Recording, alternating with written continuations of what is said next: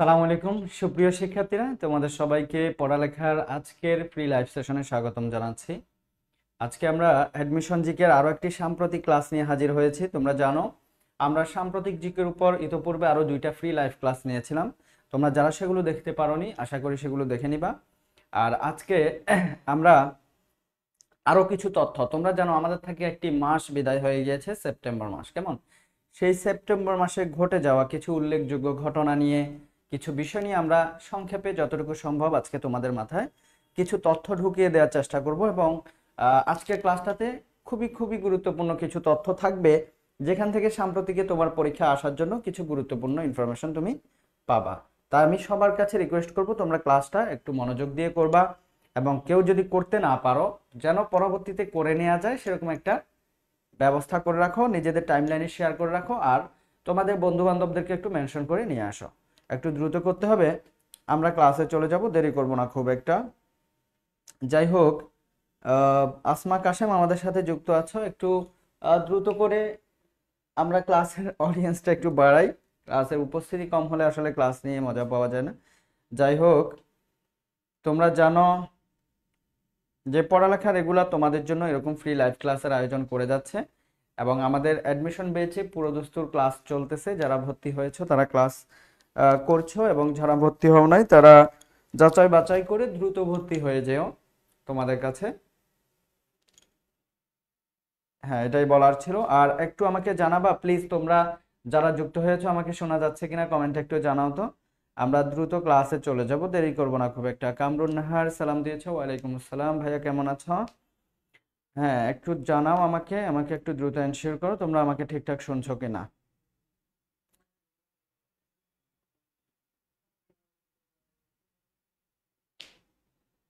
একটু দ্রুত রেসপন্স করো ভাইয়া।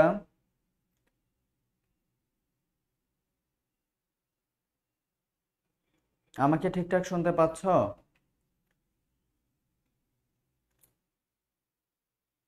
আচ্ছা, ওকে। আমরা আমরা প্রথমেই কিছু তথ্যভিত্তিক আলোচনায় যাব, এরপরে আমরা তোমার হচ্ছে কি কিছু এমসিকিউ সলভ করব সেগুলোর উপর। কেমন? ঠিক আছে, প্রথমেই আমরা যেটা জানার চেষ্টা করব সেটা হচ্ছে, দেখো সামরিক জোট ন্যাটোর নতুন প্রধান কে? ন্যাটো হচ্ছে পশ্চিমে একটা সামরিক জোট, তোমরা সবাই জানো। এখানে উত্তরটাও চলে এসেছে। ন্যাটো একটা পশ্চিমা সামরিক জোট। ন্যাটো এটা প্রতিষ্ঠা হয়েছিল 1949 সালে। কবে? 1949 সালে। এবং ন্যাটোর পূর্ণরূপ হচ্ছে north Atlantic treaty organization. North Atlantic, আমি পুরাটা লিখতে গেলে অনেক সময় চলে যাবে। তোমরা আশা করি এগুলা জানা, তোমাদের সবারই এগুলা লেখার প্রয়োজন আছে আমি মনে করছি না। তারপরও আমি এটা লিখে দিলাম, প্রথমটা নর্থ আটলান্টিক ট্রিটি অর্গানাইজেশন। এটা একটা পশ্চিমা সামরিক জোট গঠন করা হয়েছিল 1949 সালে। মূলত এটা যুক্তরাষ্ট্র মেইনলি এটার উদ্যোক্তা, এবং যুক্তরাষ্ট্র হচ্ছে, তোমরা জানো কোল্ড ওয়ার বা স্নায়ুযুদ্ধ হয়েছিল বিশ্বের দুইটা দেশের মধ্যে, তারা হচ্ছে রাশিয়া এবং আমেরিকা। কেমন? এই রাশিয়া এবং আমেরিকার মধ্যে যে স্নায়ুযুদ্ধ হয়েছিল, এই স্নায়ুযুদ্ধটা মূলত কি আসলে? এটা একটা মতাদর্শগত দ্বন্দ্ব বা যুদ্ধ। কেন হয়েছিল? কারণ রাশিয়া ছিল সমাজতান্ত্রিক মতাদর্শের একটা রাষ্ট্র, অন্যদিকে আমেরিকাতে তখন চলছিল পুঁজিবাদী বা ধনতান্ত্রিক গণতান্ত্রিক মতাদর্শ। তো এই যে দুই দেশের মধ্যে মতাদর্শগত যে দ্বন্দ্ব, সেখান থেকেই মূলত স্নায়ুযুদ্ধের সূত্রপাত হয়েছিল। সেই স্নায়ুযুদ্ধের একটা অংশ হিসেবে আমেরিকা রাশিয়াকে কাউন্টার দেওয়ার জন্য রাশিয়ার বিরুদ্ধে একটা সামরিক জোট গঠন করে, পুঁজিবাদী বা গণতান্ত্রিক বা ধনতান্ত্রিক যেটাই বলি সেই মতাদর্শের দেশগুলোকে নিয়ে, যেটাকে আমরা সামরিক জোট হিসেবে জানি ন্যাটো। এবং এই ন্যাটোতে যুক্ত হওয়াকে কেন্দ্র করে বর্তমান ইউক্রেনে এখনো পর্যন্ত রাশিয়া হামলা করে যাচ্ছে। রাশিয়া ইউক্রেন যুদ্ধ এখনো চলমান রয়েছে। কেমন? রিদওয়ানুল হক রনি আমাদের সাথে আছো, শাহরিয়ার মিশকাত সামিহা আছো, কামরুন নাহার আমাদের সাথে আছো, আবু তৈয়ব সিদ্দিকী, ফাহিম, প্রিন্সেস প্রিয়া। ওকে, যারা ক্লাসে আছো একটু বাকিদেরকে ক্লাসে আসার জন্য ইনভাইট করে দাও যেন চলে আসে। তোমরা জানো, দেখো মার্কিন সামরিক জোট ন্যাটোর কথা আমরা আলোচনা করছিলাম, এবং এই ন্যাটোর প্রধান কিন্তু চেঞ্জ হয়েছে। ন্যাটোর প্রধান পরিবর্তন হয়েছে। এবং রাশিয়া ইউক্রেন যুদ্ধ চলাকালীন প্লাস যুক্তরাষ্ট্রের নির্বাচনকে সামনে রেখেই এই ন্যাটোর প্রধানে পরিবর্তন। এটা হচ্ছে মার্ক রুটে, ন্যাটোর নতুন প্রধান হয়েছেন মার্ক রুটে, মনে থাকবে। আমরা আরো বিস্তারিত আলোচনা এখানে দেখব। দেখো ন্যাটো কি? ন্যাটো হচ্ছে একটা পশ্চিমা সামরিক জোট, যেটা আমি আলোচনা করেছি। এবং এই যে মার্ক রুটে যার কথা বলেছি, তিনি হচ্ছে সাবেক ডাচ প্রধানমন্ত্রী। ডাচ বা ওলন্দাজ বলা হয় কাদেরকে? নেদারল্যান্ড বা হল্যান্ডের অধিবাসীদেরকে। নেদারল্যান্ডসের অধিবাসীদেরকে ডাচ বলা হয়। তাহলে এই ভদ্রলোক তিনি কিন্তু ডাচ প্রধানমন্ত্রী ছিলেন, বুঝতে পেরেছ? আচ্ছা, এরপরে তিনি দায়িত্ব নিয়েছেন 1 অক্টোবর, তার মানে একেবারে সাম্প্রতিক সময়ে তিনি দায়িত্ব নিয়েছেন। এবং এই যে ন্যাটো যেটার কথা আমরা বলেছি, এটার কার্যালয় অবস্থিত ব্রাসেলসে, বেলজিয়ামের রাজধানী ব্রাসেলসে। খুবই গুরুত্বপূর্ণ একটা তথ্য, ভালো করে মনে রাখিও, কেমন? ন্যাটোর রাজধানী হচ্ছে সদর দপ্তর ব্রাসেলসে। এবং ইউরোপীয় ইউনিয়ন বা ইইউ যেটা, সেটারও সদর দপ্তর হচ্ছে বেলজিয়ামের ব্রাসেলসে। বেলজিয়ামের ব্রাসেলসে। বেলজিয়ামকে বলা হয় বাফার স্টেট। কি বলা হয়? বাফার স্টেট বলা হয় দ্বিতীয় বিশ্বযুদ্ধের। এবং বেলজিয়ামকে বলা হয় ইউরোপের ককপিট। কি বলা হয় ভাইয়া? ইউরোপের ককপিট বলা হয় এই বেলজিয়ামকে। যাই হোক, এরপরে দেখো আমরা পরবর্তী প্রশ্নে চলে যাই। পরবর্তী প্রশ্ন বা তথ্যে আমরা চলে যাই দেরি না করে। ওকে, আন্তর্জাতিক প্রবীণ দিবস পালিত হয় কবে? আন্তর্জাতিক প্রবীণ দিবস, কেমন? আন্তর্জাতিক প্রবীণ দিবস পালিত হয় কবে? একটু দ্রুত আমাকে কমেন্টে জানাও। আর তোমরা যারা আমাদের সাথে আজকের ক্লাসে যুক্ত আছো, কে কোত্থেকে যুক্ত আছো একটু লিখে জানাও তো দেখি, কার বাড়ি কোথায়। আন্তর্জাতিক প্রবীণ দিবস হচ্ছে 1 অক্টোবর। কবে? 1 অক্টোবর। দেখো এখানে উত্তরটা দেয়া আছে। এবং এবারের প্রতিপাদ্য ছিল, এখান থেকে কিন্তু আমি যে আলোচনাগুলো করছি এমসিকিউতেও প্রশ্ন থাকবে, তোমরা পরে সলভ করতে পারতে হবে, এই জন্য বলছি একটু মনোযোগ সহকারে খেয়াল করো। দেখো এবারের প্রতিপাদ্য কি ছিল? মর্যাদাপূর্ণ বার্ধক্য, বিশ্বব্যাপী প্রবীণ পরিচর্যা ও সহায়তা ব্যবস্থা শক্তিশালীকরণ, এটা ছিল এবারের আন্তর্জাতিক প্রবীণ দিবসের প্রতিপাদ্য, কেমন? এবং জাতিসংঘের সাধারণ পরিষদে 1990 সালের 14 ডিসেম্বর প্রতি বছর বিশ্বব্যাপী 1 অক্টোবরকে আন্তর্জাতিক প্রবীণ দিবস হিসেবে পালন করার সিদ্ধান্ত গৃহীত হয়। তাহলে আমরা জেনে নিলাম আন্তর্জাতিক প্রবীণ দিবস যে আমাদের এই যে একেবারে সম্প্রতি পালিত হয়েছে সেটা। এরপর আসো ইউএনবি, এটার পূর্ণরূপ কি? ইউএনবি এর পূর্ণরূপ হচ্ছে ইউনাইটেড নিউজ অফ বাংলাদেশ। এটা সম্পর্কে তোমরা হয়তো অনেকেই আগে থেকে জানতা না, এখন কিছু তথ্য একটু মাথায় নিবা, একটু খেয়াল করো। ইউএনবি, দেখো UNB United news of Bangladesh, এটার সম্পাদক হিসেবে দায়িত্ব গ্রহণ করেছেন সম্প্রতি মাহফুজুর রহমান। কি নাম বলেছি ভাইয়া? এবং বর্তমানে ইউএনবির বিশ্বের 40টিরও বেশি দেশের সঙ্গে সংবাদ বিনিময় চুক্তি রয়েছে। সংবাদ বিনিময় চুক্তি রয়েছে। 1988 সালে প্রতিষ্ঠিত হয় এটা। এবং এটা দক্ষিণ এশিয়ার প্রথম পরিপূর্ণ ডিজিটাল বার্তা সংস্থা। দক্ষিণ এশিয়ার প্রথম পরিপূর্ণ ডিজিটাল বার্তা সংস্থা। বিশ্বের সর্ববৃহৎ তার বার্তা সংস্থা নাম হচ্ছে অ্যাসোসিয়েট প্রেস। এটা যুক্তরাষ্ট্রের একটা তার বার্তা সংস্থা। এটার সাথে ইউএনবির সংবাদ বিনিময়ের অংশীদার চুক্তি রয়েছে। অর্থাৎ এই যে যেটার কথা বলেছি অ্যাসোসিয়েট প্রেস, এটা হচ্ছে ইউএনবির অংশীদার, সংবাদ বিনিময়ের অংশীদার। আশা করি বুঝতে পেরেছ। এরপরে দেখো আমরা পরবর্তী তথ্যে চলে যাচ্ছি। এখানে এগুলো প্রশ্ন উত্তর, এগুলা যেহেতু আলোচনা হয়েছে। এরপরে বিশ্বের মোট উৎপাদিত ইলিশের কত ভাগ এককভাবে বাংলাদেশে উৎপাদিত হয়? তোমরা বলতে পারবা কেউ? 85%, কেমন? এরপরে প্রশ্ন দেখো, গণপ্রজাতন্ত্রী চীন কবে প্রতিষ্ঠা লাভ করে? কেন এই প্রশ্নটা এখানে আসলো সাম্প্রতিকের মধ্যে? হ্যাঁ, একটু খেয়াল করো, আমি বলছি। এটা কোন ক্লাস? এটা সাম্প্রতিক জিকের উপর একটা ক্লাস তোমাদের অ্যাডমিশনের জন্য। খেয়াল করো, দেখো 1949 সালে গণপ্রজাতন্ত্রী চীন প্রতিষ্ঠা লাভ করে। এই যে 1 অক্টোবর, তারিখটা হচ্ছে 1 অক্টোবর, যেহেতু আমাদের অক্টোবর শুরু হয়েছে মাস, এবং 1 অক্টোবর খুবই খুবই নিকট অতীত আমাদের জন্য, এই জন্য এটা সাম্প্রতিক হিসেবে আমরা একটা রিমাইন্ডার হিসেবে এটা জেনে নিলাম। এবং একটা বিষয় খেয়াল রাখবা, চীনের একমাত্র রাজনৈতিক দলের নাম হচ্ছে সিপিসি। পূর্ণরূপ কি? Communist party of China. Communist party of China, এটা হচ্ছে চীনের একমাত্র তোমার হচ্ছে গিয়ে রাজনৈতিক দল, এবং তোমরা জানো চীনের বর্তমান তোমার হচ্ছে গিয়ে যে রাজনৈতিক দল ক্ষমতায় আছে সেটাও কিন্তু কমিউনিস্ট পার্টি অফ চায়না, এবং চীনের প্রধান শি জিনপিং তিনি কিন্তু আজীবন প্রেসিডেন্ট থাকবেন, আজীবন, মৃত্যু পর্যন্ত। এবং পৃথিবীর বর্তমান বিশ্বে বৃহত্তম সমাজতান্ত্রিক দেশ হচ্ছে চীন। আরো একটা তথ্য যেটা তোমরা মনে রাখবে সেটা হচ্ছে বর্তমানে, আগে কিন্তু পুরো বিশ্বের জনসংখ্যায় বিশ্বে বৃহত্তম দেশ ছিল চীন, বর্তমানে ভারত, আর আয়তনে হচ্ছে রাশিয়া, আয়তনে বৃহত্তম রাশিয়া এবং জনসংখ্যায় ভারত। ওকে, এরপরে আমরা চলে যাচ্ছি পরবর্তী প্রশ্নে। আচ্ছা, ফকল্যান্ড দ্বীপ কোন মহাসাগরে অবস্থিত?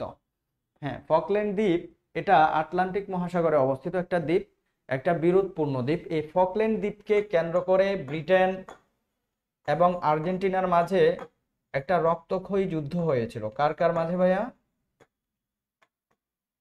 ব্রিটেন এবং আর্জেন্টিনার মাঝে একটা রক্তক্ষয়ী যুদ্ধ হয়েছিল এই ফকল্যান্ড দ্বীপপুঞ্জকে কেন্দ্র করে, এবং সেই যুদ্ধকে বলা হয় ফকল্যান্ডের যুদ্ধ। ফকল্যান্ডের যুদ্ধ এটা হচ্ছে আটলান্টিক মহাসাগরে অবস্থিত ব্রিটেনের একটা দ্বীপ, বর্তমানে এটা ব্রিটেনের মালিকানায় রয়েছে। তেমনি ভাবে এটার কথা যেহেতু আসলো, তোমরা আমাকে একটু বলো, হ্যাঁ, গ্রিনল্যান্ড দ্বীপ এটা আসলে কোথায় অবস্থিত? গ্রিনল্যান্ড দ্বীপ এটা কোন দেশে অবস্থিত আমাকে একটু কমেন্টে জানাও। গ্রিনল্যান্ড দ্বীপ কোন দেশে অবস্থিত আমাকে একটু কমেন্টে জানাও। ওকে, এরপরে চলে যাচ্ছি আমরা। দেশের সকল সুপার শপে পলিথিন ব্যাগ ব্যবহার নিষিদ্ধ করা হয় কবে থেকে? এটা একটা খুবই মজার তথ্য না? আমাদের হ্যাপি হওয়ার মতো একটা তথ্য যে দেশের সকল সুপার শপে কি করা হয়েছে? পলিথিন ব্যাগ ব্যবহার নিষিদ্ধ করা হয়েছে। সেটা হচ্ছে 1 অক্টোবর থেকে করা হয়েছে, 1 অক্টোবর। আচ্ছা, এরপরে জাতিসংঘের সাধারণ পরিষদ ভবিষ্যতের জন্য চুক্তি, বা যেটাকে বলা হচ্ছে ইংলিশে pact for future, pact for future অনুমোদন করে কবে? প্যাক্ট ফর ফিউচার এটার মানে হচ্ছে ভবিষ্যতের জন্য চুক্তি, এটা অনুমোদন করে 22 সেপ্টেম্বর। এবং জাতিসংঘের এবারের সাধারণ পরিষদে, এবারের সাধারণ পরিষদের যে অধিবেশনটা হয়েছে, আমরা তো এটা জানি যে জাতিসংঘের অর্গান আছে 6টা। এক নাম্বারটাই হচ্ছে ইউএন জিএ, অর্থাৎ ইউনাইটেড নেশনস জেনারেল অ্যাসেম্বলি।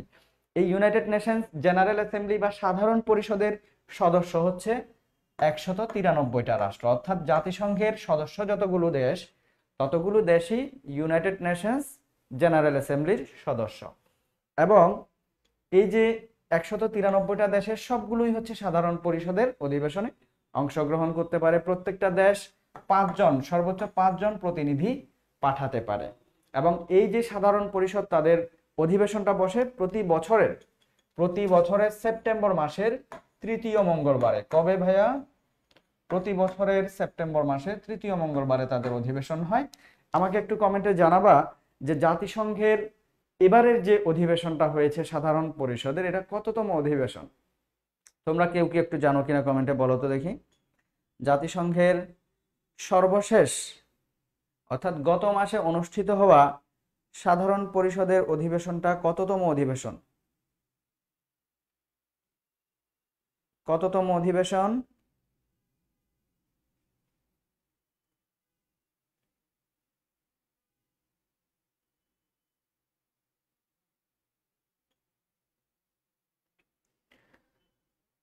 দেখি কে সবার আগে বলতে পারে।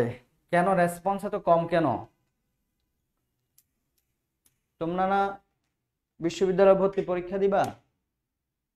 হ্যাঁ,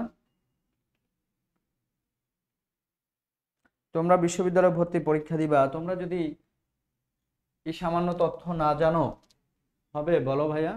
আচ্ছা, এরপরে আমরা চলে যাচ্ছি কিছু এমসিকিউতে। আমরা এবার কিছু এমসিকিউতে চলে যাচ্ছি, সেখান থেকে আলোচনা করব। এবার একটু অ্যান্সার করার চেষ্টা করো, সবাই মনোযোগী হও, সবাই অ্যান্সার করার চেষ্টা করো। 1 নাম্বার প্রশ্নটা একটু খেয়াল করো। হ্যাঁ, মুজাহিদুল ইসলাম জাকির, তোমাকে অসংখ্য ধন্যবাদ ভাইয়া, তোমার উত্তর সঠিক হয়েছে। সে সবার আগে সঠিক উত্তর দিতে পেরেছে। আচ্ছা আসো, অন্তর্বর্তীকালীন সরকারের প্রধান উপদেষ্টা ডক্টর মোহাম্মদ ইউনূসের বাসভবন কোনটা? আমাকে একটু বলো তো। রূপসী বাংলা, বঙ্গভবন, যমুনা, মেঘনা, কোনটা তার বাসভবন, প্রধান বাসভবন? ডক্টর মোহাম্মদ ইউনূসের বাসভবন কোনটা বলো তো? আরেকটা তথ্য তোমরা জেনে নিবা, Yunus centre, doctor Yunus centre কোথায় অবস্থিত? ডক্টর ইউনুস সেন্টার হচ্ছে ঢাকায় অবস্থিত। কোথায়? ঢাকায় অবস্থিত। একটু দ্রুত বলতে হবে। এমডি তৈয়ব সিদ্দিকী ফাহিম বলেছো যমুনা। আর কেউ উত্তর করবা কিনা, করলে দ্রুত। তাহলে এটা সঠিক উত্তর হচ্ছে যমুনা। তৈয়ব সিদ্দিক সবার আগে সঠিক উত্তর দিতে পেরেছে, তাকে অসংখ্য ধন্যবাদ।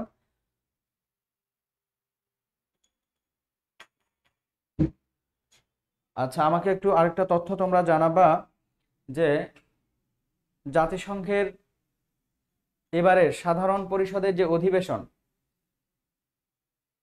এখানে আচ্ছা, ওকে, ঠিক আছে। এখানে তোমার হচ্ছে যুক্তরাষ্ট্রের প্রেসিডেন্ট জো বাইডেনের সাথে ডক্টর মোহাম্মদ ইউনুস, আমাদের প্রধান উপদেষ্টা, তার একটা দ্বিপাক্ষিক বৈঠক হয়েছে অধিবেশনের ফাঁকে। তো তিনি হচ্ছে জো বাইডেনকে একটা উপহার দিয়েছেন। সেই উপহারটা কি? একটা আর্ট বুক উপহার দিয়েছেন, সেটা তোমরা বলবা। তাহলে অন্তর্বর্তীকালীন সরকারের প্রধান উপদেষ্টা ডক্টর মোহাম্মদ ইউনুসের বাসভবন হচ্ছে যমুনা, এটা আমরা জানলাম। পরবর্তী প্রশ্নে চলে যাচ্ছি। দেখো, মুসলিম জনসংখ্যার হিসেবে বিশ্বের সর্ববৃহৎ রাষ্ট্র কোনটি? এটা তো সবাই পারবা। জনসংখ্যার হিসেবে মুসলিম বিশ্বের বৃহত্তম রাষ্ট্র কোনটা ভাইয়া? Bangladesh, Pakistan, Nigeria, Indonesia. কি হবে সঠিক উত্তর? হ্যাঁ, আমরা এর ফাঁকে আরো দুই একটা তথ্য দিয়ে রাখি। দেখো, আয়তনে মুসলিম বিশ্বের বৃহত্তম রাষ্ট্র হচ্ছে কাজাখস্তান। আয়তনে মুসলিম বিশ্বের বৃহত্তম রাষ্ট্র কাজাখস্তান, এবং এই কাজাখস্তানের রাজধানী হচ্ছে আস্তানা। রাজধানী কি? আস্তানা। এরপরে আমাকে বলো যে জনসংখ্যায় মুসলিম বিশ্বের বৃহত্তম রাষ্ট্র কোনটা? তোমরা অনেকে উত্তর করেছো, যেমন জুবাইরা তাবাসসুম, এরপরে তাইফ সিদ্দিক, তোমাদের সবার উত্তর সঠিক হয়েছে। এটা হচ্ছে ইন্দোনেশিয়া। অসংখ্য ধন্যবাদ। এরপরে প্রশ্নে চলে যাই আমরা। এগুলো কমন প্রশ্ন, তোমরা সবাই পারবা। দেখো, বাণিজ্য সম্প্রসারণের জন্য বেল্ট অ্যান্ড রোড ইনিশিয়েটিভ এর উদ্যোক্তা দেশ কোনটা? বাণিজ্য সম্প্রসারণের জন্য এই ইনিশিয়েটিভটা নিয়েছে কোন দেশ? Belt and road initiative. খুবই গুরুত্বপূর্ণ একটা প্রশ্ন, দ্রুত অ্যান্সার করে দাও। যুক্তরাষ্ট্র, চীন, রাশিয়া, ভারত, কোন দেশ এই উদ্যোগটা নিয়েছে? আচ্ছা, মুজাহিদুল ইসলাম জাকির বলেছ আবু সাইদের চিত্র উপহার দিয়েছে। আবু সাইদের চিত্র না, সেটাকে বলা হয় actually the art of Triumf. কি বলা হয়? এটা একটা আর্ট বুক আর কি, কেমন? অর্থাৎ জুলাই বিপ্লব যেটা হয়েছে, এই বিপ্লবের গ্রাফিতি সংবলিত একটা আর্ট বুক, যেটা আমাদের প্রধান উপদেষ্টা জো বাইডেনকে কি করেছেন? গিফট করেছেন। ঠিক আছে, তো এই নামটা একটু মনে রাখিও, গুরুত্বপূর্ণ। বাণিজ্য সম্প্রসারণের জন্য বেল্ট অ্যান্ড রোড ইনিশিয়েটিভ গ্রহণ করেছে কোন দেশ? তোমরা বলো নাই। হ্যাঁ, আবু তায়েব বলেছো ভারত। আব্দুর রহমান ইন্দোনেশিয়া বলছো কেন? আচ্ছা, মুজাহিদুল ইসলাম জাকির আমাদেরকে সবার আগে সঠিক উত্তরটা দিতে পেরেছে। এটার অ্যান্সার হচ্ছে চীন। তোমরা এটা জেনে নিবা বিস্তারিত, কেমন? চীনে 1 দশক ব্যাপী সাংস্কৃতিক বিপ্লব কখন শুরু হয়েছিল? 1 দশক ব্যাপী সাংস্কৃতিক বিপ্লব শুরু হয়েছিল কখন, সেটা তোমার কাছে জানতে চাওয়া হয়েছে। এটা সঠিক উত্তর হচ্ছে 1966 সালে। এটা তোমরা পারবা না, এই জন্য তোমাদেরকে জিজ্ঞেস করি নাই। দেখো, কাকে গণচীনের প্রতিষ্ঠাতা বলা হয়? খুবই সহজ একটা প্রশ্ন না? চীনের কথা কেন আসলো? ওই যে বলেছি, চীন বা গণচীনের প্রতিষ্ঠা হচ্ছে 1949 সালে হয়, 1 অক্টোবর। কবে? 1 অক্টোবর। তো যেহেতু অক্টোবর আসলো, এই জন্য চীনকে নিয়ে আমরা একটু ঝালাই করে নিলাম আমাদের, হ্যাঁ, আমাদের জানা বিষয়গুলোকে আমরা একটু ঝালাই করে নিলাম। বলতো, মাও সেতুং, শি জিনপিং, সান ইয়াতসেন, হো চি মিন, কাকে গণচীনের প্রতিষ্ঠাতা বলা হয়? কাকে গণচীনের প্রতিষ্ঠাতা বলা হয়? তোমরা পুরো অপশন না লিখে, পুরো পুরো প্রশ্ন না লিখে তোমরা ক খ গ ঘ দিয়ে দিলেও আমি বুঝবো। ঠিক আছে, অনেকেই ক উত্তর করেছে, তোমাদের উত্তর সঠিক। পরবর্তী প্রশ্ন, কফির ব্যবহার কোন দেশে প্রথম শুরু হয়েছিল? কফির ব্যবহার। চায়ের পরিবর্তে আমরা অর্থনীতিতে একটা বিষয় জানি যে পরিবর্তক পরিপূরক দ্রব্য, নাকি? অর্থাৎ কোন একটা পরিবর্তক দ্রব্যের দাম বেড়ে গেলে, পরিবর্তক দ্রব্যের ক্ষেত্রে কোনো একটা দ্রব্যের দাম বেড়ে গেলে সেটার চাহিদা বেশি কমে যায়। কেন জানো? মানুষ তাদের চাহিদা বা মানুষের যে রুচি, সেটা তারা শিফট করে পরিবর্তক অন্য দ্রব্যের দিকে চলে যায়। যেমন চায়ের দাম বেড়ে গেলে মানুষ চা খাওয়া বন্ধ করে কফি খাওয়া শুরু করবে। যাদের ইকোনমিক্স আছে তোমরা সবাই এটা ভালো করে জানার কথা। একটু খেয়াল করো, কফির ব্যবহার কোন দেশে প্রথম শুরু হয়েছিল? এটার অ্যান্সার কি হবে? চীন, ইথিওপিয়া, সৌদি আরব, ব্রাজিল। আচ্ছা, মিশকাত, শাহরিয়ার মিশকাত বলেছ ক। আচ্ছা, এটা কত নাম্বার প্রশ্ন? 6 নাম্বার। তুমি 5-এর অ্যান্সার কেন করছো এখনো? ফারিহা আক্তার ডি বলেছ, আবু তাইব সিদ্দিকীও বলেছ ক। কেন তোমরা ভুল করছো? এটার উত্তর হচ্ছে ইথিওপিয়া। এরপরে আসো, বিশ্বের শীর্ষ কফি উৎপাদনকারী দেশ কোনটা? এটা তো আশা করি পারবা।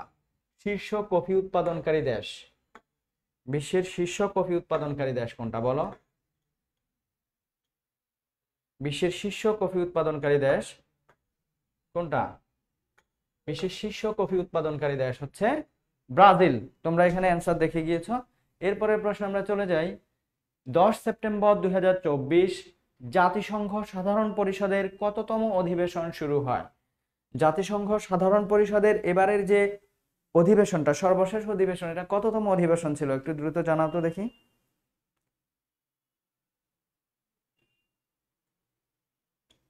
10 সেপ্টেম্বর 2024 অনুষ্ঠিত হওয়া জাতিসংঘের সাধারণ পরিষদের যে অধিবেশনটা হয়েছে, এটা কততম অধিবেশন ছিল? 78তম, 79তম, 80তম, 81তম? এখানে আরেকটা প্রশ্ন তোমাদেরকে করে রাখি। দেখো, জাতিসংঘের তোমরা জানো জাতিসংঘের সদস্য হচ্ছে 193টা রাষ্ট্র। জাতিসংঘ কর্তৃক স্বীকৃত রাষ্ট্র হচ্ছে 195। কেমন? জাতিসংঘ কর্তৃক স্বীকৃত কিন্তু জাতিসংঘের সদস্য নয় এরকম রাষ্ট্র আছে 2টা, কসোভো এবং ভ্যাটিকান সিটি। তোমরা জানো এগুলা। তো এখন আমাকে একটু বলো, জাতিসংঘের সদস্য না হয়েও জাতিসংঘের 79তম যে অধিবেশনটা এবার হয়েছে, জাতিসংঘের সদস্য না হয়েও 79তম অধিবেশনের একজন দাওয়াতপ্রাপ্ত মেহমান হিসেবে বা এই 79তম অধিবেশনে যোগদান করেছে একটা রাষ্ট্র, সেটা কোনটা? সদস্য না হয়েও অধিবেশনে যোগদান করেছে কোন রাষ্ট্র? জাতিসংঘের সদস্য না হয়েও। আচ্ছা, এটা হচ্ছে 79তম। কেমন? এর পরের প্রশ্নে আমরা চলে যাই। যে প্রশ্নটা রেখেছি সেটা যে পারো অ্যান্সার করবা। 16তম ব্রিক্স সম্মেলন কোথায় অনুষ্ঠিত হবে? 16তম ব্রিক্স সম্মেলন কোথায় অনুষ্ঠিত হবে? ব্রিক্স হচ্ছে একটা অর্থনৈতিক জোট। ব্রিক্স সম্মেলন কোথায় অনুষ্ঠিত হবে? বেইজিং চীন, Tehran Iran, Kolkata Bharat, Kazan Russia. কি হবে এটা সঠিক উত্তর? হ্যাঁ, দেখো, রাশিয়ার কাজানে 16তম ব্রিক্স সম্মেলন অনুষ্ঠিত হবে, এটা যেন মনে থাকে। এরপর আসো, 30 আগস্ট 2024 কোন দেশ ওয়ার্ল্ড ট্রেড অর্গানাইজেশনের 166তম সদস্যপদ লাভ করে? 166তম। তাহলে আমরা একটা বিষয় জানলাম যে যেহেতু সেটা সর্বশেষ সদস্য হয়েছে, ওয়ার্ল্ড ট্রেড অর্গানাইজেশনের বর্তমান সদস্য হচ্ছে 166। আরেকটা গুরুত্বপূর্ণ তথ্য তোমাদেরকে দিয়ে রাখি, ওয়ার্ল্ড ট্রেড অর্গানাইজেশন এটার সদর দপ্তর কোথায়? ওয়ার্ল্ড ট্রেড অর্গানাইজেশন এটার সদর দপ্তর হচ্ছে জেনেভায়। এটার সদর দপ্তর হচ্ছে জেনেভা, সুইজারল্যান্ডে। Geneva, Switzerland. আচ্ছা, এখন আমাকে বলো, যেটা প্রশ্ন করেছিলাম যে কোন দেশ হচ্ছে এটার 166তম সদস্য হয়? পূর্ব তিমুর, এস্তোনিয়া, আর্মেনিয়া, আলবেনিয়া। কি হবে সঠিক উত্তর? ফিলিস্তিন যোগদান করছে। আব্দুর রহমান, তোমাকে অসংখ্য ধন্যবাদ, তুমি সঠিক উত্তর দিয়েছ। জাতিসংঘের সদস্য না হয়েও এবার সাধারণ পরিষদের অধিবেশনে যোগ দিয়েছে ফিলিস্তিন। হ্যাঁ,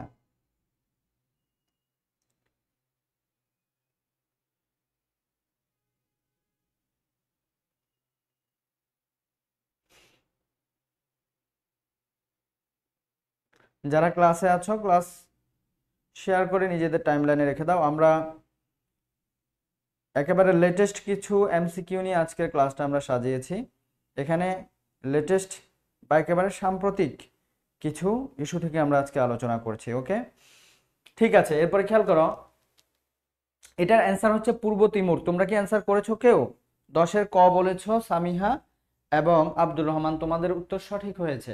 পরবর্তী প্রশ্নটা খেয়াল করো, 20 সেপ্টেম্বর 2024 কোন দেশ পিসিএ এর 124তম সদস্যপদ লাভ করেছে? এখানে অনেকগুলো অপশন আছে, হন্ডুরাস, পূর্ব তিমুর, পাপুয়া নিউগিনি, গুয়েতমালা। তো এখানে তোমরা আসলে আগে জানা উচিত যে পিসিএ এটা আসলে কি। পিসিএ এটা কি, দেখো পিসিএ মানে হচ্ছে permanent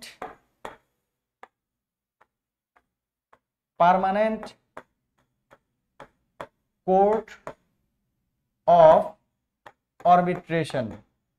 permanent court of arbitration এটা হচ্ছে স্থায়ী সালিসি আদালত। কেমন? স্থায়ী সালিসি আদালত, এটা একটা জোট বা এটা একটা তোমার হচ্ছে বিচারালয়, এবং এটারও সদর দপ্তর হচ্ছে নেদারল্যান্ডের হেগ শহরে। কোথায়? তোমরা জানো জাতিসংঘের আন্তর্জাতিক বিচারালয় যেটা ইন্টারন্যাশনাল কোর্ট অফ জাস্টিস, এই ইন্টারন্যাশনাল কোর্ট অফ জাস্টিসের সদর দপ্তরও কিন্তু নেদারল্যান্ডের হেগ শহরে। এটা খুবই গুরুত্বপূর্ণ একটা তথ্য, মাঝে মধ্যে পরীক্ষা আসে। আমাকে বলো পিসিএ এর 124তম সদস্য হয়েছে কোন দেশ? হন্ডুরাস, পূর্ব তিমুর, পাপুয়া নিউগিনি, গুয়েতমালা। উত্তর কি কেউ করতে পেরেছ? হ্যাঁ, আগেরটার মতো করে সেম কপি করে দিলেই তো হয়ে যাচ্ছে। আচ্ছা, এরপরে আসো আমরা পরের প্রশ্নে চলে যাই। 1 ডিসেম্বর 2024 আন্তর্জাতিক ক্রিকেট কাউন্সিলের চেয়ারম্যান হিসেবে দায়িত্ব গ্রহণ করবেন কে? 2024 সালের 1 ডিসেম্বর আইসিসি বা ইন্টারন্যাশনাল ক্রিকেট কাউন্সিলের চেয়ারম্যান হিসেবে দায়িত্ব গ্রহণ করবেন কে? এইচএসসি 25 কে এটা?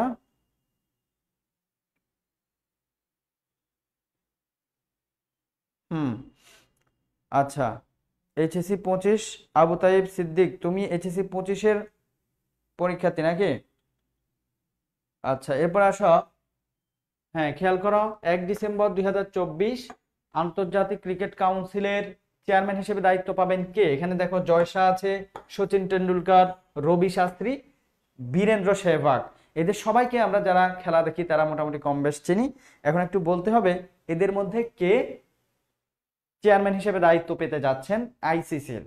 জয় শাহ। কে যেন উত্তর করেছো, তোমাকে অসংখ্য ধন্যবাদ। এরপরে প্রশ্ন, 10 সেপ্টেম্বর 2024 জাতিসংঘ সাধারণ পরিষদের 79তম অধিবেশনের সভাপতি হিসেবে দায়িত্ব গ্রহণ করেন কে? 79তম অধিবেশনের সভাপতির দায়িত্ব পালন করেছেন কে? এটা তোমার কাছে জানতে চাওয়া হয়েছে। 1 ফিলমেন ইয়াং, নাসির আহমেদ ফাইক, জেমস লারসেন, ফিলিপ ক্রেডেলকা। কে সভাপতির দায়িত্ব পালন করেছেন? তোমরা কেউ কি বলতে পারবা? জাতিসংঘের 79তম সাধারণ অধিবেশন যেটা 10 সেপ্টেম্বর 2024 যেটা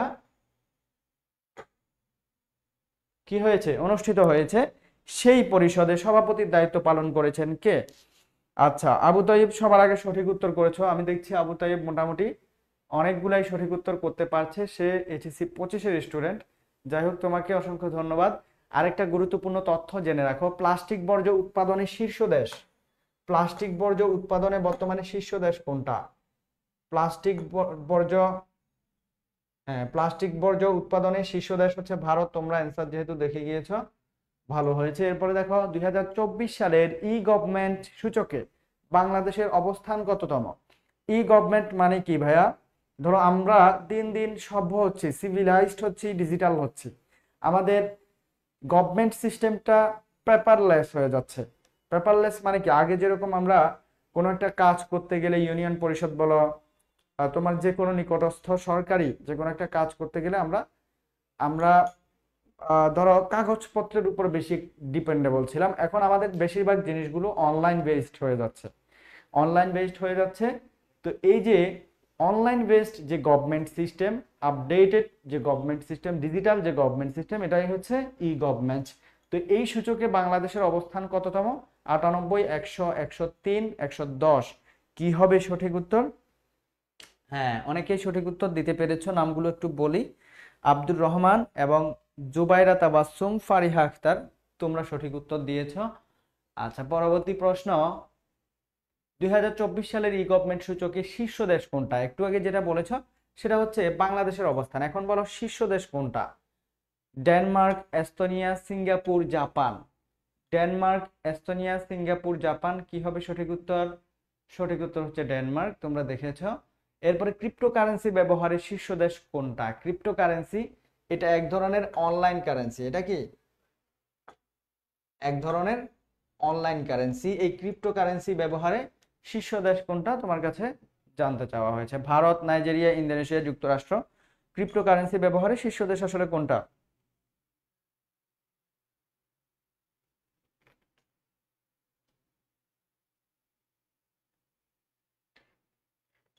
অনেকে যুক্তরাষ্ট্রের নাম বলছো। নার্গিস আক্তার, আব্দুর রহমান বলেছ খ, নার্গিস আক্তার বলেছ খ, নাইজেরিয়ার কথা বলছো। আচ্ছা, ক্রিপ্টোকারেন্সি ব্যবহারে মুজাহিদুল ইসলাম জাকির সবাই একই উত্তর দিচ্ছ। ক্রিপ্টোকারেন্সি ব্যবহারে শীর্ষ দেশ হচ্ছে ভারত, নাইজেরিয়াও না, ইন্দোনেশিয়াও না। এরপরে প্রশ্ন একটু খেয়াল করো, ক্রিপ্টোকারেন্সি ব্যবহারে বাংলাদেশের অবস্থান কততম? বাংলাদেশের অবস্থান হচ্ছে 35তম, বলে দিলাম। আচ্ছা, 2024 সালের সাফ অনূর্ধ্ব 20 চ্যাম্পিয়নশিপে চ্যাম্পিয়ন হয় কোন দেশ? বাংলাদেশ, নেপাল, ভারত, শ্রীলঙ্কা। 2024 সালে সাফ অনূর্ধ্ব 20 চ্যাম্পিয়নশিপ যেটা হয় সেখানে কোন দেশ চ্যাম্পিয়ন হয়েছে? যারা খেলা দেখো রেগুলার তারা এটা খুবই ভালোভাবেই জানার কথা। এটা অ্যান্সার হচ্ছে বাংলাদেশ। আমরা পরবর্তী প্রশ্নে চলে যাচ্ছি। 26 সেপ্টেম্বর 2024 পর্যন্ত বাংলাদেশের ভৌগোলিক নির্দেশক পণ্য কয়টি? এটা হচ্ছে 26 সেপ্টেম্বর পর্যন্ত, যেহেতু জিআই পণ্য বা ভৌগোলিক নির্দেশক পণ্যগুলা আমাদের মাঝে মধ্যেই কি হয়, বাড়ে বা নতুন করে একটা আসে, এজন্য আমরা এখানে ডেটটা ফিক্স করেছি যে 26 সেপ্টেম্বর পর্যন্ত। কত পর্যন্ত? 26 সেপ্টেম্বর পর্যন্ত কয়টা? 40, 41, 42, 43। এটা কিন্তু আমি সাম্প্রতিক জিকের পূর্বে যে ক্লাস নিয়েছিলাম সেখানেও আলোচনা করেছিলাম। একদম লেটেস্ট যে 3টা প্রোডাক্টকে কি করা হয়েছে, জিআই পণ্য হিসেবে স্বীকৃতি দেওয়া হয়েছে, সেটাও আমরা বিস্তারিত আলোচনা করেছি। 40, 41, 42, 43 কি হবে উত্তর? ফারিহা আক্তার বলেছ এ। মুজাহিদুল ইসলাম জাকির সবার আগে সঠিক উত্তর দিতে পেরেছে। আচ্ছা, আবু তাইব সিদ্দিক তোমার উত্তর হয় নাই ভাইয়া, আব্দুর রহমানের উত্তর ঠিক আছে। এরপরে যাচ্ছি আমরা, দেখো 26 সেপ্টেম্বর 2024 পর্যন্ত বাংলাদেশে নিবন্ধিত রাজনৈতিক দল কয়টা? বাংলাদেশে নিবন্ধিত রাজনৈতিক দল কয়টা? 45, 46, 47, 48। এটাও আমরা আলোচনা করেছিলাম আগের একটা ক্লাসে। গত মাসে নতুন করে একটা দল নির্বাচন কমিশন কর্তৃক নিবন্ধন পেয়েছে, সেই দলটার নাম হচ্ছে গণসংহতি আন্দোলন। এটা আমরা আলোচনা করেছি অলরেডি, তাও আবার লিখে দিচ্ছি যেন তোমাদের মাথায় থাকে, গণসংহতি আন্দোলন। এবং এই দলের প্রতীক হচ্ছে মাথাল। প্রতীক কি ভাইয়া? প্রতীক হচ্ছে মাথাল। এখন আমাকে বলো, এটা আসলে কততম দল? বাংলাদেশের কততম রাজনৈতিক নিবন্ধিত কততম রাজনৈতিক দল? হ্যাঁ, বর্তমানে কয়টা নিবন্ধিত দল আছে? এটা সহ 48টি। কতটি? তাইলে এটা হচ্ছে 48তম নিবন্ধিত রাজনৈতিক দল। যারা উত্তর করেছো তাদেরকে অসংখ্য ধন্যবাদ। হ্যাঁ, 21 নম্বর প্রশ্ন, ছাত্র জনতার অভ্যুত্থানে শহীদদের স্মরণে জুলাই শহীদ স্মৃতি ফাউন্ডেশন কি গঠন করা হয়েছে? জুলাই শহীদ স্মৃতি ফাউন্ডেশন গঠন করা হয়েছে। এটা মূলত ছাত্র জনতার অভ্যুত্থানে যারা শহীদ হয়েছে তাদের স্মরণে গঠন করা হয়েছে। তোমাদেরকে বলতে হবে এটা কবে গঠন করা হয়েছে। এটা কবে গঠন করা হয়েছে? 10 সেপ্টেম্বর 2024, 12 সেপ্টেম্বর, 13 সেপ্টেম্বর, 17 সেপ্টেম্বর। কি হবে উত্তর? আব্দুর রহমান বলেছ ক, অর্থাৎ 10 সেপ্টেম্বর। আচ্ছা, কামরুন নাহারও বলেছ ক। ঠিক আছে। এরপরে আবু তাইব সিদ্দিক, আচ্ছা তোমাদের উত্তর সঠিক হয়েছে। এটার উত্তর হচ্ছে 10 সেপ্টেম্বর 2024। এরপরে প্রশ্ন খেয়াল করো, সংবিধান সংস্কার কমিশনের প্রধান কে? তোমরা জানো উপদেষ্টা সরকার, বর্তমান উপদেষ্টা সরকার ক্ষমতায় আসার পর তারা হচ্ছে কিছু বিষয়ে সংস্কার কমিশন গঠন করেছে কয়েকটা। নির্বাচন কমিশন সংস্কার, নির্বাচন কমিশন সংস্কার কমিশন, এরপরে বিচার বিভাগ সংস্কার কমিশন, সংবিধান সংস্কার কমিশন, জনপ্রশাসন মন্ত্রণালয়ের সংস্কার কমিশন সহ অনেকগুলো সংস্কার কমিশন গঠন করেছে। একটু এটা আমাকে বলতে হবে, সংবিধান সংস্কার কমিশনের প্রধান কে? এখানে 4 জন ভদ্রলোকের নাম আছে, শাহদিন মালিক, অধ্যাপক আলী রিয়াজ, ডক্টর কামাল হোসেন, ডক্টর আসিফ নজরুল। কি হবে সঠিক উত্তর ভাইয়া? আব্দুর রহমান কামরুন নাহার, আবু তৈব সিদ্দিকী, তোমরা সবাই বলেছো অধ্যাপক আলী রিয়াজ, উত্তর সঠিক। এরপরে চলে যাই, ওয়ান নেশন ওয়ান ইলেকশন কোন দেশের সাথে সংশ্লিষ্ট, দেখি এটা কে বলতে পারো। ওয়ান নেশন, সম্প্রতি ওয়ান নেশন ওয়ান ইলেকশন নীতি গ্রহণ করেছে কোন দেশ? ভারত, হ্যাঁ ভারত, যুক্তরাষ্ট্র, উত্তর কোরিয়া, রাশিয়া। কোন দেশ ওয়ান নেশন ওয়ান ইলেকশন নীতি গ্রহণ করেছে সম্প্রতি? কোন দেশ?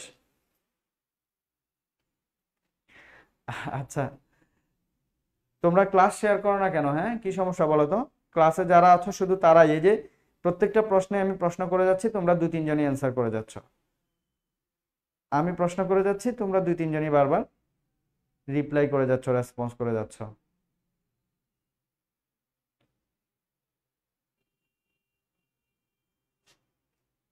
আচ্ছা ঠিক আছে, দেখি উত্তর কি কি কি বলেছো তোমরা। শাহরিয়ার মিশকাত খ। ওকে, আচ্ছা এটা 23-এর উত্তর বলো, 23-এর উত্তর। ফারিহা আক্তার বলেছো গ, আব্দুর রহমানও গ। তোমরা কি মনে হয় একজনে একটা দেখলে ওটা কপি মেরে দাও নাকি? এটার উত্তর হচ্ছে ভারত। এটার উত্তর Bharat. One nation one election কি ঢুকে দেখে নিবা, এটা আমরা আলোচনা করেছিলাম সাম্প্রতিক জিকের আগের যে কোনো একটা ক্লাসে। শ্রীলঙ্কার বর্তমান প্রেসিডেন্ট কে, এটাও আমরা আলোচনা করেছি। আমরা বলেছি বারবার যে শ্রীলঙ্কার বর্তমান প্রেসিডেন্ট যিনি, তিনি হচ্ছে শ্রীলঙ্কার ইতিহাসে প্রথম বামপন্থী প্রেসিডেন্ট। শ্রীলঙ্কার ইতিহাসে প্রথম বামপন্থী প্রেসিডেন্ট হিসেবে তিনি কি করেছেন? শপথ গ্রহণ করেছেন। এগুলা বারবার আমরা বলছি যেন তোমাদের মাথায় এগুলা গেঁথে যায়। কেমন, পরীক্ষা আসলে যেন একটা নাম্বার বা একটা মার্কস যদি তুমি এখান থেকে কমন পেয়ে যাও, সেটাও তোমার জন্য একটা বড় ব্যাপার হবে। হ্যাঁ বড় তো, এখানে 4জন ব্যক্তির নাম আছে: অনুরা কুমারা দিশানায়কে, সাজিদ প্রেমদাসা, রনিল বিক্রমাসিংহে, গোতাবায় রাজাপাকসে। গোতাবায় রাজাপাকসে সে ছিল পালিয়ে যাওয়া প্রেসিডেন্ট। শ্রীলঙ্কার যে প্রেসিডেন্ট পালিয়ে গিয়েছে তার নাম কি? গোতাবায় রাজাপাকসে। যে প্রধানমন্ত্রী পালিয়ে গিয়েছে, মাহিন্দা রাজাপাকসে। আচ্ছা, এখন যিনি প্রেসিডেন্ট হিসেবে, নতুন প্রেসিডেন্ট হিসেবে শপথ নিয়েছেন তিনি কে? অনুরা কুমারা দিশানায়কে। ভারতের দিল্লির তৃতীয় নারী মুখ্যমন্ত্রী কে? দিল্লির মুখ্যমন্ত্রী চেঞ্জ হয়েছে এবং যিনি মুখ্যমন্ত্রী হিসেবে দায়িত্ব নিয়েছেন তিনি তৃতীয় নারী মুখ্যমন্ত্রী হিসেবে দায়িত্ব নিয়েছেন। একটু বলো, তিনি কে? সুষমা স্বরাজ, শীলা দীক্ষিত, আতিশি মার্লেনা, নন্দিনী, হ্যাঁ নন্দিনী শতপথী। কি হবে উত্তর?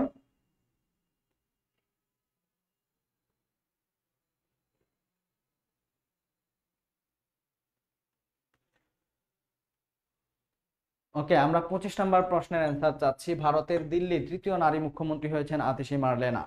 আতিশি মার্লেনা তিনি তৃতীয় মুখ্যমন্ত্রী দিল্লির। ফ্রান্সের বর্তমান প্রধানমন্ত্রী কে? ফ্রান্সের বর্তমান প্রধানমন্ত্রী এমানুয়েল ম্যাখো। তিনি হচ্ছে কি, দেখছো অ্যান্সার কি? আচ্ছা, 13ই সেপ্টেম্বর 2024 বিশ্ব স্বাস্থ্য সংস্থা কোন ভাইরাসের টিকার প্রথম অনুমোদন দিয়েছে? এটা হচ্ছে মনকি পক্স। কেমন, সঠিক উত্তর এটাই। আমরা দ্রুত একটু টেনে নেব, তোমরা খেয়াল করো, একটু ভালো করে দেখে নাও। থার্মাইট ব্যবহার করে তৈরি ড্রাগন ড্রোন কোন দেশের? থার্মাইট ব্যবহার করে তৈরি ড্রাগন ড্রোন, এটা কোন দেশের? এটা হচ্ছে ইউক্রেনের। ইউক্রেনের তৈরি। এরপরে দুবাইয়ে নির্মিতব্য আকাশচুম্বী ভবন বুর্জ আজিজির উচ্চতা কত? তাহলে দুবাইয়ে একটা ভবন নির্মাণ করা হচ্ছে, দুবাইয়ে একটা ভবন নির্মিত হচ্ছে, কেমন, যেটার নাম হচ্ছে বুর্জ আজিজি। নাম কি? বুর্জ আজিজি। হ্যাঁ, এই বুর্জ আজিজির উচ্চতা কত তোমার কাছে জিজ্ঞেস করা হয়েছে। ওকে, 725, 828, 901, 1000। উত্তর হচ্ছে 725। 17ই সেপ্টেম্বর 2024 মধ্যপ্রাচ্যের কোন দেশে পেজার বিস্ফোরণের মাধ্যমে হামলা চালানো হয়? খুবই গুরুত্বপূর্ণ। পেজার কি সেটা আমরা আলোচনা করেছিলাম, যে পেজার হচ্ছে তারবিহীন একটা যোগাযোগ মাধ্যম বা ডিভাইস, যেটা বিস্ফোরণ হয়েছে কোন দেশে এবং সেটা বিস্ফোরণের মাধ্যমে সেখানে অনেকগুলো মানুষও মারা গিয়েছে। অনেকগুলো মানুষও মারা গিয়েছে। একটু অ্যান্সারটা কি হবে বলো তো দেখি, কে পারো?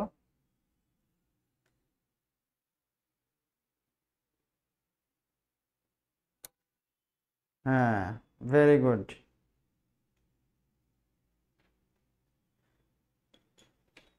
Very good. শাহরিয়ার মিশকাত সামিহা, আবু তাইব সিদ্দিকী ফাহিম, তোমাদের উত্তর সঠিক। হ্যাঁ, কোন দেশে তাহলে পেজার বিস্ফোরণ হয়েছে? লেবাননে। কেমন? আচ্ছা, লেবাননের সশস্ত্র গোষ্ঠী যেটার সাথে ইসরায়েলের যুদ্ধ চলছে সেটার নাম কি?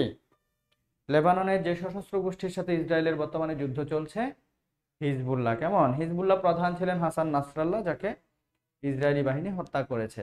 জাতিসংঘের পূর্ণ সদস্য না হয়েও 10 সেপ্টেম্বর 2024 সাধারণ পরিষদের আসন পায় কোন দেশ? সাধারণ পরিষদের আসন পায় কোন দেশ জাতিসংঘের পূর্ণ সদস্য না হয়েও? ভ্যাটিকান সিটি, ফিলিস্তিন, কসোভো, তাইওয়ান। এটা তো আমরা আলোচনা করেছি তোমাদেরকে। এটা তো উত্তর কি করে দিয়েছি, আগেই পাশ করে দিয়েছি, প্রশ্ন আগেই পাশ করে দিয়েছি। ফিলিস্তিন। নির্বাচন ব্যবস্থা সংস্কার কমিশনের প্রধানকে? নির্বাচন ব্যবস্থা সংস্কার কমিশনের প্রধান হচ্ছেন ডক্টর বদিউল আলম মজুমদার। ডক্টর কি? বদিউল আলম মজুমদার। আমাদের আর পাওয়ার পয়েন্ট স্লাইড নাই, আমাদের এতটুকুই ছিল আজকের ক্লাস। আমরা কিছু প্রায় হচ্ছে তোমার 32 থেকে 35টা এমসিকিউ প্লাস কিছু ইনফরমেটিভ আলোচনা আমরা করেছি ক্লাসের শুরুতে। তোমরা যারা ক্লাসটা দেখতে পারো না শুরু থেকে শেষ পর্যন্ত, যারা মাঝে যুক্ত হয়েছো তারা আবার দেখে নিবা। যারা দেখেছ টাইমলাইনে শেয়ার করে রাখবা, যেন শেষ মুহূর্তে একবার তুমি এটা রিভিশন দিতে পারো বা একবার দেখে নিতে পারো। এখানে যে এমসিকিউগুলো আজকে ইনক্লুড করা হয়েছে, এখান থেকে পরীক্ষা যে থাকবে না সেটার গ্যারান্টি কেউ দিতে পারবে না। অনেক গুরুত্বপূর্ণ তথ্য এখানে আছে। আর তোমরা রেগুলার যারা অ্যাডমিশন পরীক্ষার্থী আছো, তোমরা তোমাদের পড়াশোনার যে টাইমটা এটাকে একটু রেগুলার করার চেষ্টা করো। অর্থাৎ দেখা গেলো একদিন তুমি 10 ঘন্টা পড়লা, 15 ঘন্টা পড়লা, এরপরে আর এক সপ্তাহ পড়তে বসলো না, এমন যেন না হয়। একটু রেগুলার বা নিয়ম মাফিক তুমি কম পড়ো, প্রয়োজনে তুমি 4 থেকে 5 ঘন্টা করে পড়ো। এবং এটাও যদি হিউজ মনে হয়, তোমার যদি মনে হয় এর চেয়ে কম দিয়ে তুমি কাভার দিতে পারবা, ইটস ওকে, কম দাও, বাট সেটা যেন রেগুলার হয়। ঠিক আছে? তো হ্যাঁ, আবু তাইব সিদ্দিক, তোমার জন্য দোয়া করব। সবার জন্যই দোয়া, অবশ্যই দোয়া। তোমরা ভালো করো, ভালো কিছু হোক, ভালো একটা ভার্সিটিতে চান্স পাও, এটা অবশ্যই তোমাদের সবার জন্য আমাদের কামনা, চাওয়া পাওয়া। এবং তোমরা ভালো করলে এতে আমাদের আসলে খুশিটা। ঠিক আছে? আমাদের তো এখন আর পাওয়ার কিছু নাই, তোমরা ভালো করলে সেটাই আমাদের ভালো লাগা। তো সবাই যারা শেষ পর্যন্ত ক্লাসে ছিল সবাইকে আন্তরিক ধন্যবাদ জানাচ্ছি। দেখা হবে পরবর্তী কোনো ক্লাসে ইনশাল্লাহ। সবাই ভালো থাকো, সুস্থ থাকো। আল্লাহ হাফেজ। আসসালামু আলাইকুম।